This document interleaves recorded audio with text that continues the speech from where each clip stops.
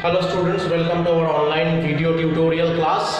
So today I have actually come with the last part of our transportation portion. Here we can see we will be discussing about the double circulation mechanism, as well as we will be discussing about the blood pressure, and at last the lymphatic system. So let's see the entire mechanism of the double circulation. Why it is commonly known as double circulation? Because the circulation of the blood containing oxygen and carbon dioxide, it is happening in between lung and heart, as well as heart and body tissue. So for that reason, this specific type of circulation is commonly known as double circulation mechanism. So let's see how the double circulation mechanism is taking place.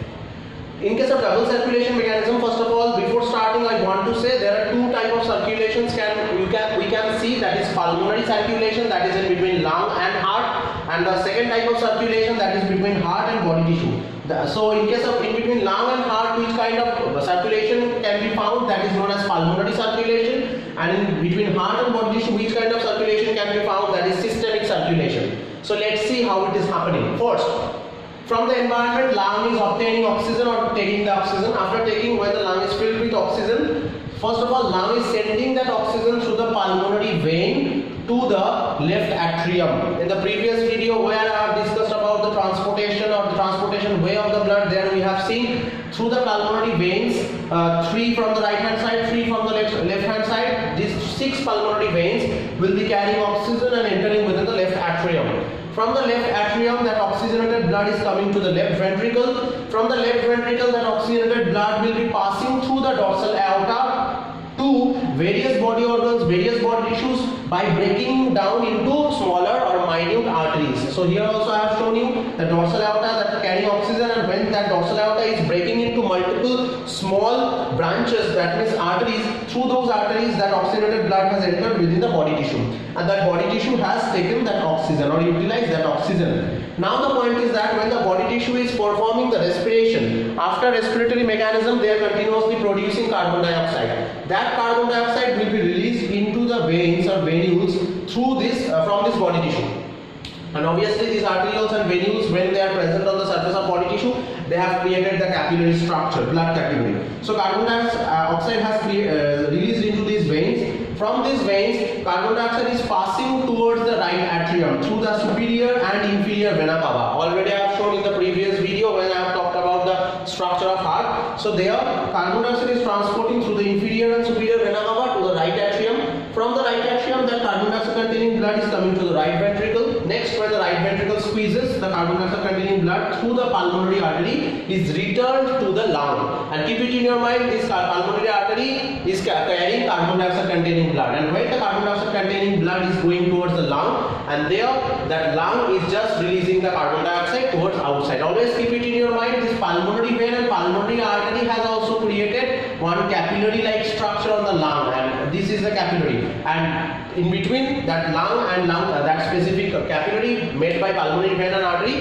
the exchange of carbon dioxide and oxygen is happening, because pulmonary vein and pulmonary artery, these two are all carrying the blood. Okay, so now the point is, this is, you can see here in between lung and heart, the circulation is happening through the pulmonary vein and pulmonary artery. So this is pulmonary circulation, and when the circulation is happening in between heart and body tissue, that is through the dorsal aorta and inferior superior vena cava, that is also the transportation of oxygen and carbon dioxide. So that is commonly known as systemic circulation, and these two circulations are collectively known as double circulation. I think we have understood properly this double circulation mechanism. It is very easy. We have studied this one previously. Next, we are moving for the next point, that is blood pressure. What is blood pressure? When the blood is flowing through the blood vessel, or rather specifically the artery, the blood is continuously giving pressure to the inner wall of the artery, and that specific pressure is commonly known as blood pressure. We are measuring that specific blood pressure, okay, by the help of a machine or by the help of an instrument that is commonly known as sphygmomanometer. How we are measuring that, I am saying, but before that we have to know when the mainly I have told in the previous video that when the blood is coming out from the heart, specifically the ventricular chambers are responsible for the pumping of the blood, atrium are not. So when the ventricles are squeezing at a higher rate or contracting at a higher rate, the blood is coming out from the heart, and after that, that specific high speed blood, when providing the pressure to the arterial inner wall,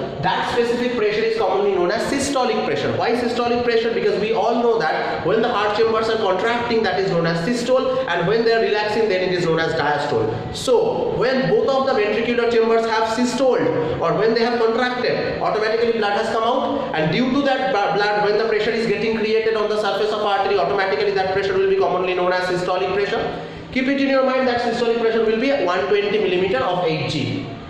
Now, when the blood has come out from both of the ventricles, the ventricle will start relaxing, and that is commonly known as diastole. And this is also creating another pressure on the surface of the arterial wall, and that is commonly known as diastolic pressure. And that measurement is 80 millimeter of Hg. Now, the point is this systolic and diastolic pressure can enhance, can reduce also. Whoever are suffering from hypertension problem, obviously their this systolic and diastolic pressure will be quite higher than 120 and 80. In case of who are suffering from low blood pressure problem, obviously their blood pressure will be less than 120 and 80. So now the point is how this sphygmomanometer is working. Always keep it in your mind when we are going to the doctor, when we are just requesting the doctor to check up the blood pressure, the doctor is doing what? The doctor is just covering our hand, this portion, by a cloth. After wrapping this portion by a cloth, he will start pumping by a pumper. That means he will start pumping, start entering the air within these clothes. So automatically when these specific clothes are getting filled with air, on that time you can see, or you have seen, that the doctor is also connecting the stethoscope with the sphygmomanometer and giving the both of the ends of the stethoscope in his ear. Why he is doing that? Because continuously when he is pumping by the pumper, air is continuously entering within the cloth, and after a certain time he can't listen any sound in his ear through the stethoscope. Why? Because air is giving so much pressure on the blood arteries or blood vessels which are present in our hand. So for that reason, due to that huge pressure, blood can't flow through the artery. So for that reason, no sound is coming to the doctor's ear. Now you have also seen that in that pumper in the side there is a knob, so he will start rotating the knob. Automatically what is happening, the air pressure which has been created in this hand area, that will start reducing, and when the air pressure will start reducing, he will start getting the sound from that specific blood vessel. Again I am repeating what is actually happening. When he is continuously pumping, that pumper, air is entering, and he has given the stethoscope ends in his ear. Now initially when he is pumping the air inside the cloth, he is listening the blood pressure or the sound of blood pressure on the arterial wall. But after a certain time, when he has totally filled the cloth with the air, he couldn't or he can't listen the sound which has come from the blood vessel, because the blood flow has get stopped due to the huge pressure of the air. Now he will start releasing the air pressure from these clothes. Automatically the blood will start again moving through the arteries, and he will start getting the sound, and on that time whatever the sound he is getting, he is counting just per minute, and obviously on that time he will be getting the systolic pressure as well as the diastolic pressure, and from there he is just writing in the prescription that 120 by 80 or whatever the type of pressure, and according to that he can just give the medication. If the patient is hypertension, obviously on that time that kind of medications will be provided. If the patient will be suffering from any kind of low blood pressure problem, also there are another type of medications as well as food chart is there.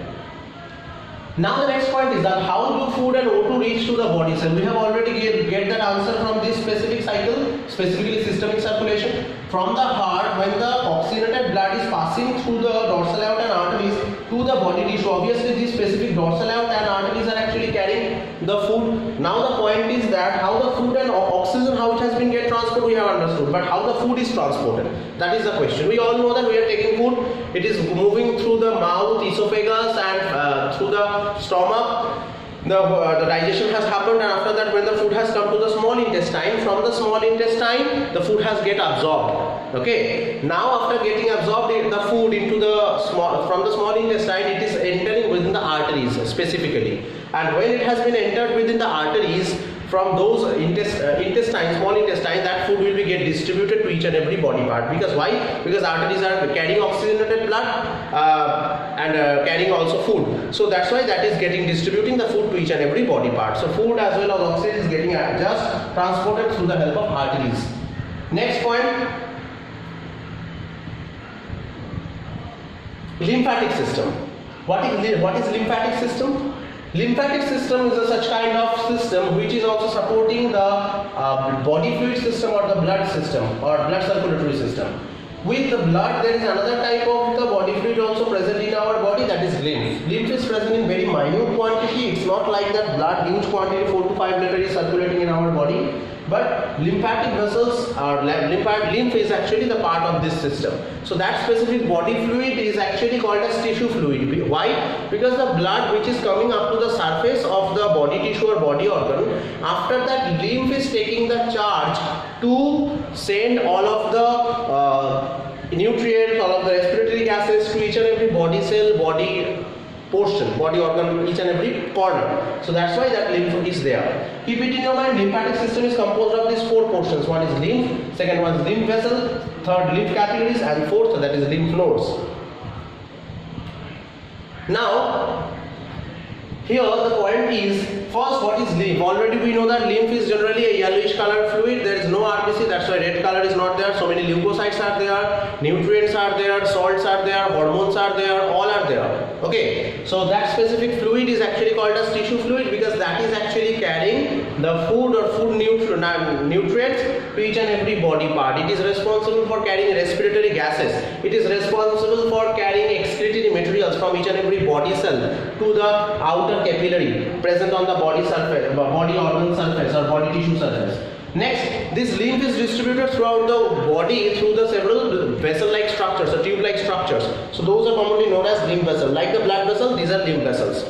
Keep it in your mind, on the surface of the body organ there is blood capillaries are present. After entering within the body organ or body tissue, you can see so many capillaries are present. Those are lymph capillaries. So from those lymph capillaries, the lymph is just distributed to the inner part of the body organ or body tissue. And the last one, that is lymph nodes, specifically the lymph vessels which are present throughout our various portions of the body. Those are getting connected with each other and forming a junctional regions from where the lymph is distributed throughout the body. So that is commonly known as lymph node. As an example, spleen is a lymph node. And another more important thing is that the leukocytes, specifically the WBC cells, are waiting in these lymph nodes because they are waiting for encountering the pathogens which are entering in our body. So we have understood these four components of the lymph. Again I am repeating, lymph is the fluid that is yellowish color containing all of the constituents of the blood except RBC. Clear? Lymph is responsible for transporting each and every nutrient, respiratory gases to the each and every body cell, not only body organ, body cell, as well as responsible for taking back the various kinds of nitrogenous waste from each and every cell. Lymph vessels are the vessels which are distributed through our entire body for transporting, for distributing various kinds of components. These lymph vessels, when they have entered within each and every organ, they are just getting distributed into multiple capillaries. Those are commonly known as lymph capillaries. Lymph nodes are what the lymph vessels who are present in our body, they get accumulated and forming a several junctions from where the lymph vessels are distributed throughout the entire body. So that specific structure is known as lymph node. Keep it in your mind, lymph nodes are actually present, or in more concentration they are present in the groin region, underarm region, this region. In this specific region, lymph nodes are present in a quite more quantity or quite more in number. Their concentration is more. Function of the lymph we can understand, already I have told, lymph is mainly the connecting fluid in between blood and body cell, because the blood is actually carrying all of the nutrients up to the surface of the organ or surface of the tissue. But if the lymph is not there, obviously the body, those specific nourishments, those specific gases will not be reached to each and every body cell, each and every corner of the body tissue. So lymph is actually acting as a connecting fluid, and it is responsible, like the blood, for transportation of the various kinds of food materials, various kinds of respiratory gases, as well as the excretory materials after cellular respiration which are getting produced. Those are also taken out from the body organ by the help of the lymph. So lymph is performing, and lymph is containing the leukocytes, that is WBC. That's why it is also providing us the immunity also. So lymph is providing these all functions we have understood, and with these I think this double circulation, blood pressure, and how do the food and oxygen reach to the body cell already I have told, specifically through the systemic circulation, and through that lymph circulation mechanism, through this entire part, the transport mechanism in animals, it is getting finished. I think you have understood this entire video properly, and you have enjoyed this video a lot. Thank you everyone.